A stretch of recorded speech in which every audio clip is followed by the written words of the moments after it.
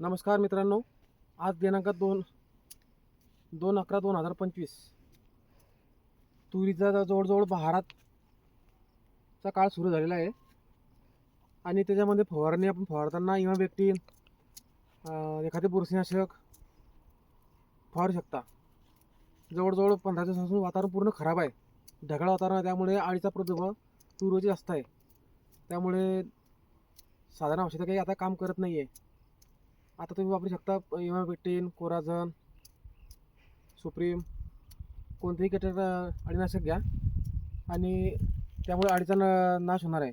आता आम्ही ह्या 3 दिवसा अगोदर आमच्या तुरीवरती शेंडे गुंडाळणारी अळी होती, तर ती आम्ही फवारून समजा आज 3 दिवस झाले, तर पूर्ण अळीचा पूर्ण नाश झाला आहे. त्यामुळे आम्हाला रिझल्ट चांगले आलेले आहे.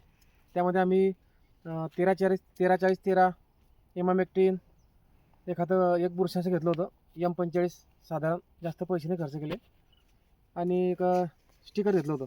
स्टिकर घेणं फार गरजेचं आहे, कारण की स्टिकरमुळे हे जी अळी लपलेली असते, तर ह्या लपलेल्या अळीमध्ये हे औषधी पूर्ण झाडाला चिपकून जाते.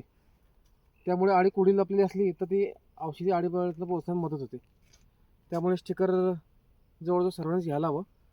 आणि आता एक फवारणी होऊन आमचा समजा आता 3 दिवस झाले. आता आम्ही एक 8 दिवसानंतर आणखी दुसरी फवारणी घेणार आहे.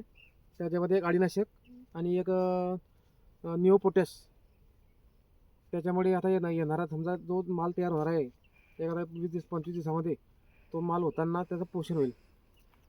पोटॅश, निओ पोटॅश, नाहीतर मग आपल्या 0.34 त्यापैकी मी कोणताही फवारा मारणार आहे. त्यामुळे आपण हे पण वापरू शकता. धन्यवाद.